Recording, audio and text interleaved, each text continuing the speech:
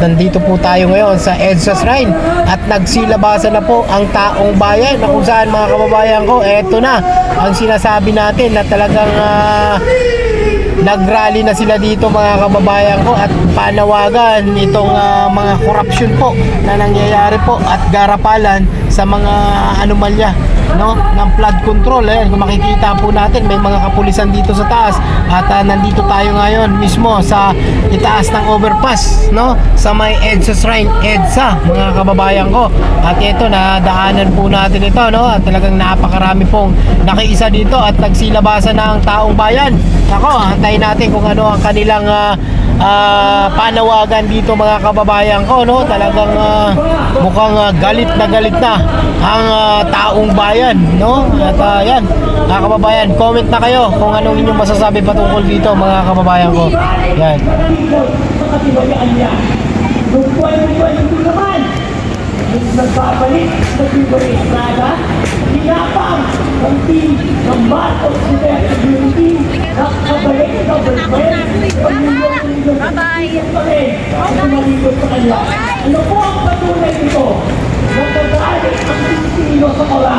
May pakialam ang Pilipino. May pangalan ang Pilipino.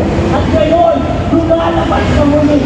Makikita natin, hindi lang sa social media, narinig natin sa radyo, pati FM radio, narinig ko yung upuan ulit.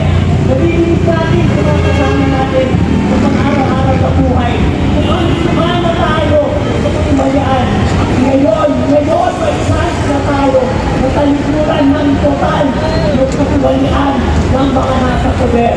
Kaya ang panawagan natin ay President Marcos, ang first queen ng Barangkwenta ng tatay,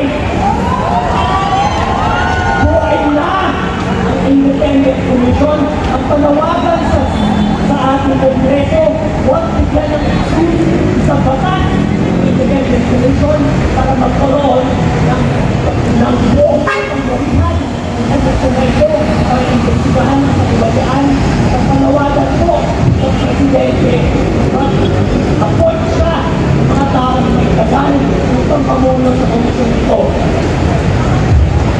Pero mga kasama, ngayong umaga, yun na nga mga kababayan at makikita talaga natin na talagang galit na ang taong bayan at konti pa lang ito baka nasa 2,000 o 3,000 lang ito siguro na nandito ngayon sa EDSA Shrine, na kung saan mga kababayan ko baka sa mga susunod pa na araw or sa susunod na linggo baka mas lalong dumami pa ito mga kababayan ko, itong nananawagan po sa mga matinding kaliwat ka ng korupsyon sa ating bansa mga kababayan ko.